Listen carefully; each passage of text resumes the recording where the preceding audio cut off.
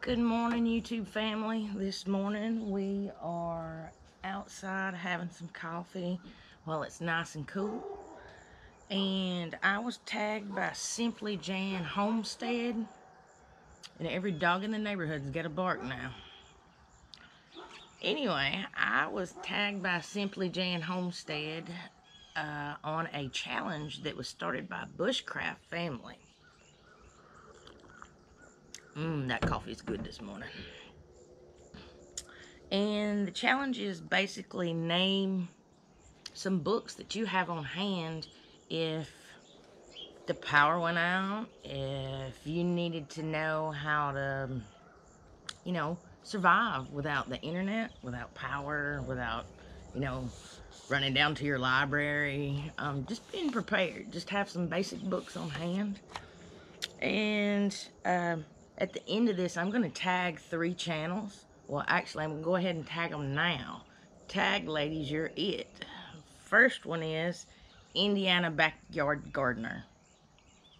Second one is Along the River Homestead. And the third one is Where to Begin a Homestead. Ladies, I can't wait to see what books you have on hand to being prepared. So I'll go through my choices now. And I think this is a great challenge by Bushcraft family because everybody should have some books on hand. You probably wouldn't have to have an extensive library, but just some books for some basic things. So my first book is Fleming's Vest Pocket Veterinary Advisor. So this book is really old.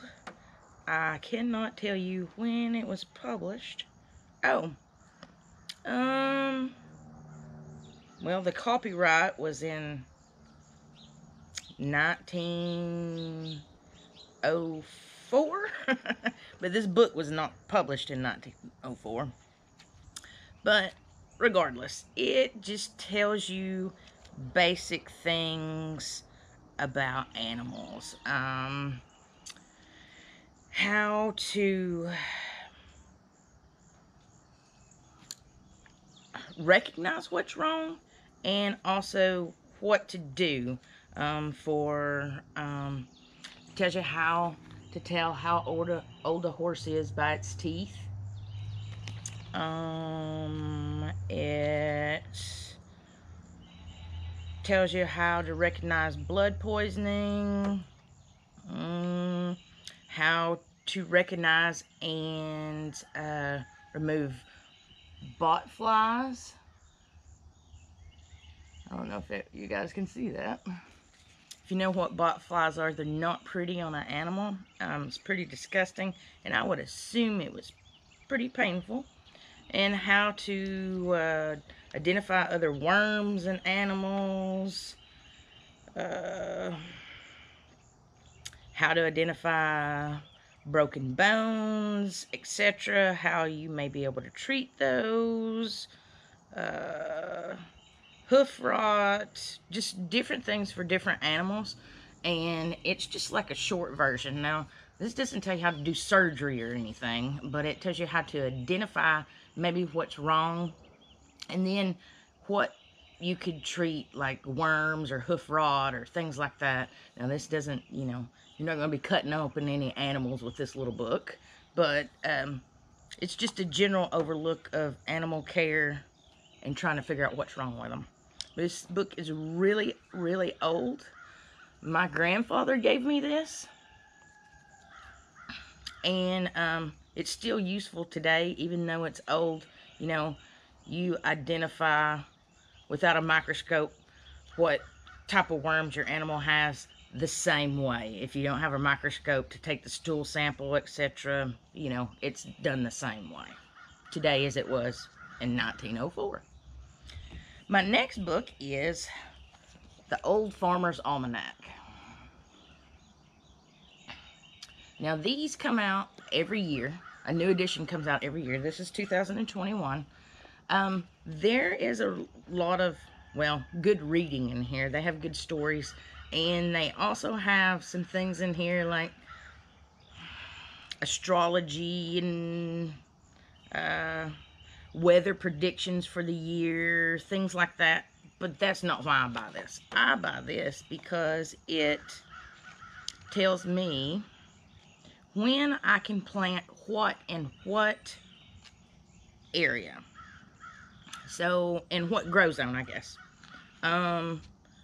So it tells me, you know, this date through this date you can plant corn in your growing area, you can plant peas, etc. It has all the moon phases, and I don't know if anybody believes in it, but I believe that when there's a full moon, you're more than likely, if you've got a pregnant cow or goat, etc., if she's pregnant and about to drop close to a full moon, I can guarantee you she's going to do it on a full moon. I don't know why, but that's also something that might come in handy. It has the moon phases in here, so you would know when you're going to have a full moon, but that part would only work for the year. And if you didn't have a calendar or something else to tell you the moon phase for the next year, you would have to, I guess you just have to figure it up in your head how often, you know, and subtract from the calendar or whatever.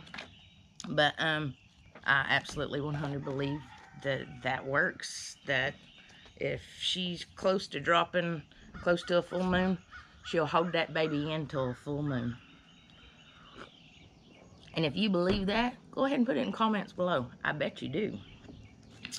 Anybody that's had a lot of animals should anyway, I think. So my next book is just a ball canning book. Has all kinds of recipes in it. Tells you how long everything needs to be cooked in the canner, pressure canned or water bath, etc.